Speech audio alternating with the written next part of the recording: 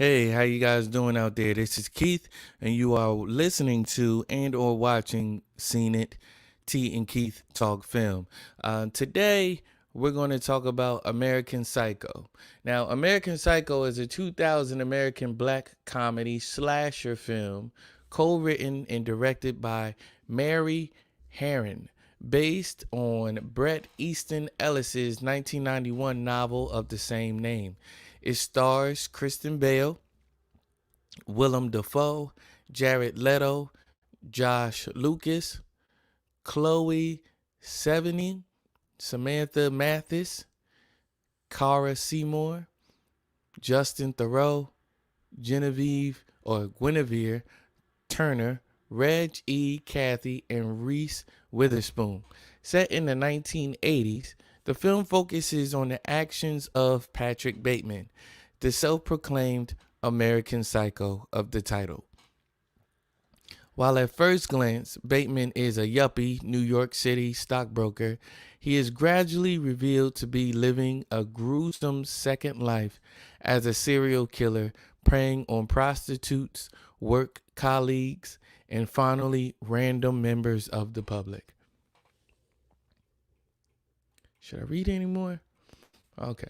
Producer Edward R. Pressman purchased the film rights to the novel in 1992. After discussions with David Cronenberg fell through, Herron was brought on to direct and cast Bale in the lead role. Lionsgate acquired worldwide distribution in 1997 and temporarily replaced Herron and Bale with Oliver Stone as director and Leonardo DiCaprio portraying Patrick Bateman.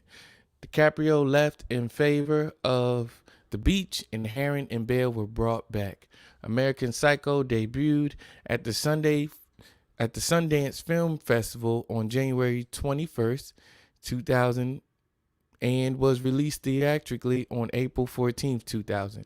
The film was a financial success and received generally positive reviews, with particular praise from both Bale's performance and the screenplay. It has since developed a cult following. A direct-to-video sequel, American Psycho 2, was released in 2002, albeit with almost no relation to the original. So let's watch the trailer of this 2000 classic. New card. What do you think? Whoa, very nice. Patrick, he's so sweet. Jean, Yes, Patrick? would you like to accompany me to dinner? Sabrina, why don't you dance a little? Christy, get down on your knees.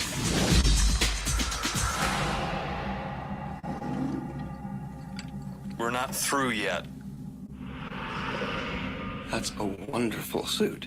It looks so soft. I don't think I can control myself. If you stay, something bad will happen. I feel lethal, on the verge of frenzy. I think my mask of sanity is about to slip.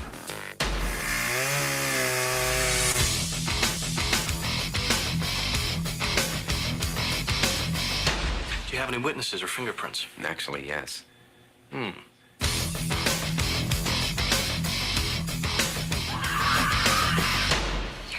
inhuman. I know my behavior can be erratic sometimes. Hey, Paul! So, what do you do?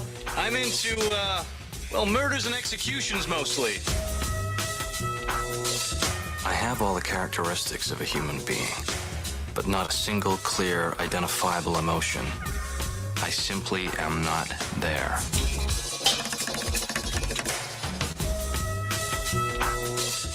I just had to kill a lot of people!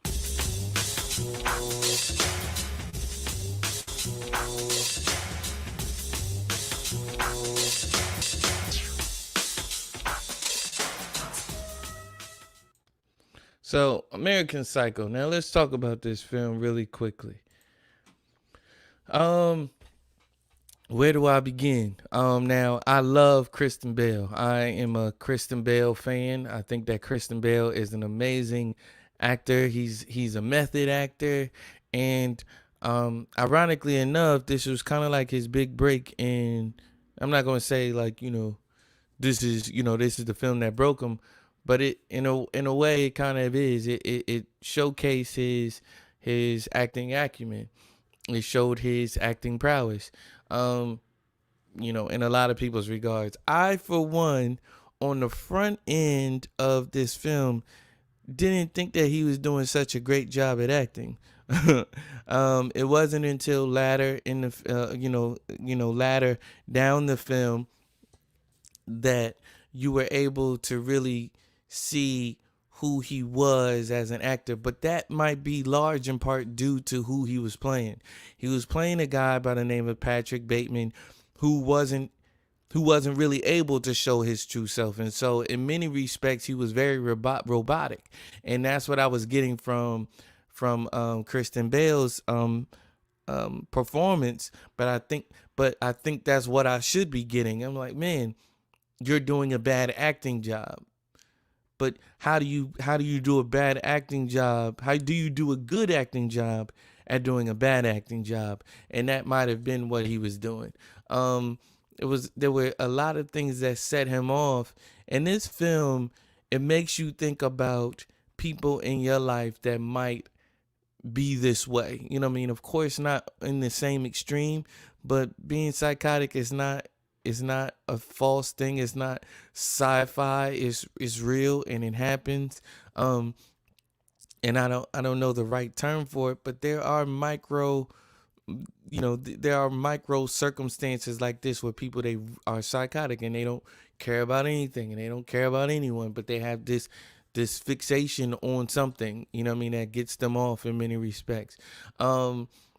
This film was very telling about how narcissistic even you have to be in order to be psychotic. That falls under the line of narcissism. Being psychotic is narcissistic. Like for him, the business card scene said a lot.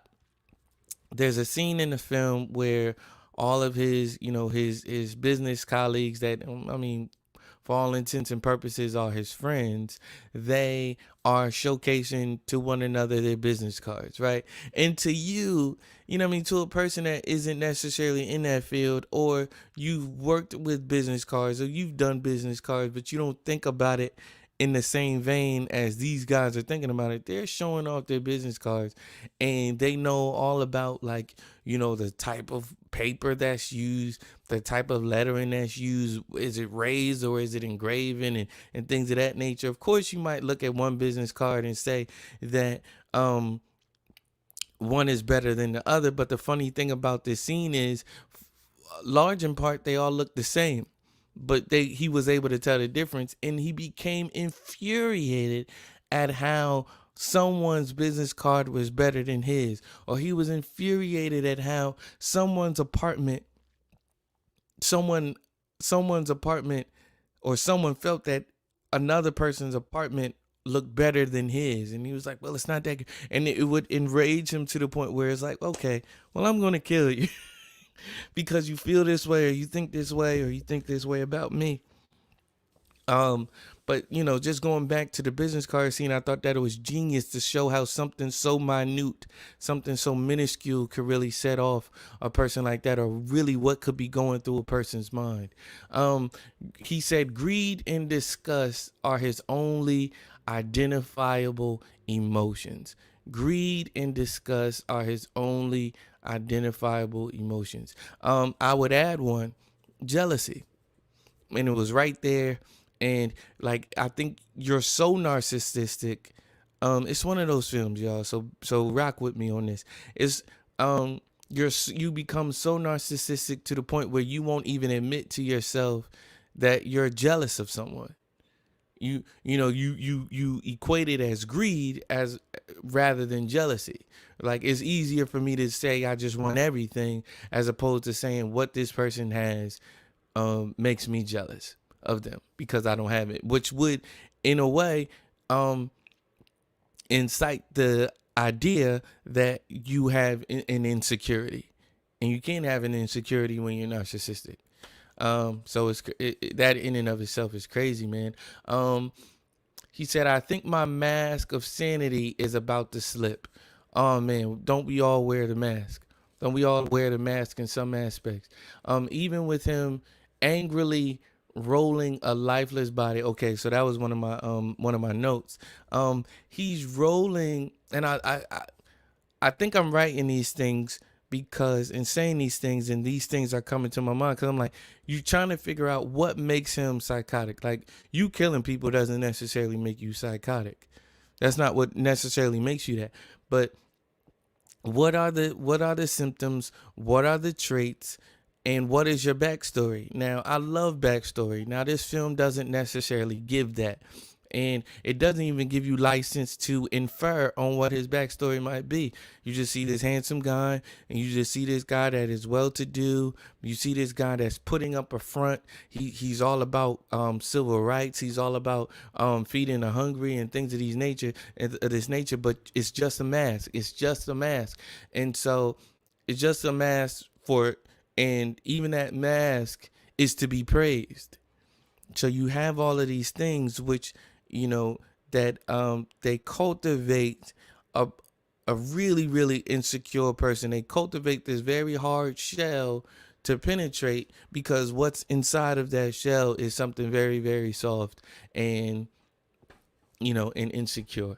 But so he's hoisting, and I don't even want to say hoisting, but he's arduously and laboriously putting a body into the back of a trunk, right? After he had just killed a very important person in the story, right? Which leads him to, down this road of like, man, I'm really, really losing it.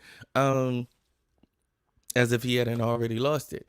So he's putting his body into a trunk. A friend walks by, and the friend is like, because he put him into some garment bag. He said, oh man, what kind of garment bag is that?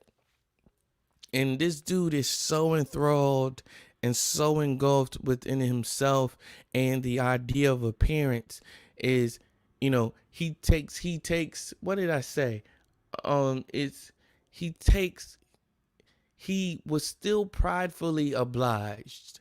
If that's a thing, and I think it's a thing, he was pridefully obliged to tell his friend where he got the bag the body was in. So he was like, it's a Yves Saint Laurent or whatever it is, you know what I mean? Like, but he said it like, man, I have to tell you this because, my ego won't allow me not to tell you this. I'm really in the middle of something. I'm really trying to cover up a very heinous crime that I did. But on the way to doing that, I will indeed tell you that this is a very expensive bag that this person is in. And yeah, it's crazy. I do recommend people not going to see, but taking the time out and watching American Psycho if you can stomach it. Everything needs to be perfect. Everything needs to be his way. So even in the way in which he's dealing with the hookers or the prostitutes or the ladies of the night, it has to be a certain way. He had a coaster. Someone was getting ready to set a drink down on his desk or on his coffee table, and of course he just rushes to get a coaster and like almost like anally, like what's going on with this guy, like where everything has to be how he wants it to be, and that's really not how life works. But that's how life should work when you're a narcissist and when you feel like everything should be done, everything should be in place. He had knives, and usually when you go into a kitchen, you'll see, and you pull out the silverware drawer, you'll see that it is sectioned off. His way of thinking was so astute and so meticulous that he had a knife drawer, and the knives, they didn't even have a section. They were just placed neatly in the drawer, like where they wouldn't move or anything like that. And his kitchen was pristine. His kitchen was top notch. Just everywhere, like his abode was white and black, very plain, but very rigid, very sleek at the same time, very clean, very clean. and I'm not saying that if you're that way that you're a psycho. I'm just saying that his need for things to be perfect and out of the way or in the right place at this at all, everything just aligning correctly. He's very anal about it. He can't help but slightly overplay his hand, and because of the pride. So a detective, after he kills who he kills, after he kills Paul Allen, the detective comes to see him because they're trying to find out about his whereabouts. Um, and so, you know, and so in him trying to find information about what the detective and what the law firm or what the law knows about Paul Allen's disappearance, he kind of like eggs the detective on a little bit, like, so you're saying it, but you know what I mean, like he did it to a point, not just to find out information, but to see how well he covered it up. Like to see how well he covered it up, and to see how much the detective knew, and like kind of like you get the feeling that he has this kind of like gotcha moment. You know what I mean? Like when he's dealing with the detective, it's like, oh well, I know something you don't know. I actually did do it, but I'm really gonna stand on the edge of this cliff and even like swing my leg over the edge of the cliff. Even, you know what I mean? Prideful to the nth degree. He can't help but slightly overplay his hand. The sex scene, he was more turned on, so he's having a threesome with these women, and he seemingly is more turned on by his own reflection than him even dealing with not one but two women at the same time. So that it kind of gives you, this film kind of gives you like an open book in the mind of a psychotic person, of a narcissist, and to the extreme degree. He couldn't see that Courtney was depressed, mainly because he didn't care about her. The Courtney was I believe her name was Courtney. She was the person that he was having an affair with. She was saying, if I don't see you before this time, I'm like, fam, she's crying out, and he couldn't even see it. He couldn't see it because he didn't care. The detective let him know. The detective let him know that he killed Paul Allen for no reason. So there was a part in the movie when they were having lunch, him and the detective, because the detective would continue to see him and inquire and interrogate him in this very, very casual manner. If we're having lunch, I would say. And so he let him, you can tell that even though the detective wasn't sure that he was doing it, but you could tell that the detective thought that he was doing it. If this is my third time meeting you and we're having lunch, you are a person of interest. But he said it would kind of be crazy that like his friends would just kill him for no reason. And then he laughed, and Christian Bale's character, Patrick Bateman, he smiles. He smiles this bewildered smile, like, wow, it made sense at the time why I killed him. But you're right. This was really a non-issue. I didn't have to kill this guy. I really killed him just because I felt like it, for no good reason at all. Last point. I was thinking that there was a check that might have gotten him in trouble. And really, I'll say everything was set up for him to get in trouble. But the last scene that he had with his lawyer, and I won't give it away, but the last scene that he had with his lawyer told you everything you needed to know about being a psycho, or a white psycho, in America. There was a scene where he's blowing all types of stuff up. He blew it's towards the end of the film. He blew up a troop of police. He shot everybody, and apparently he's a sharpshooter because he was shooting people like from far away. And apparently you only have like 6 bullets in this type of gun, but he shot off maybe like 10 shots. Hit everybody the first go round, right smack in the head. It was almost as if it was a dream that he was having, but it wasn't. It wasn't a dream at all. I didn't really like that. I didn't like that at all. But he was out on the lam, or he felt like he was out on the lam, and then he found out that there was really no need for him to hide from anything. American Psycho is really, in my opinion, an allegorical film about, for lack of a better phrase, and to be rich, aspiring to be a rich, aspiring male, white male in America. It's not about killing people at all, or not directly. At least it's about privilege. And so, with that said, I would encourage you to watch it. This has been Seen It. I have been Keith, and this has been Seen It, Keith NT Talk Film. Thank you. Peace.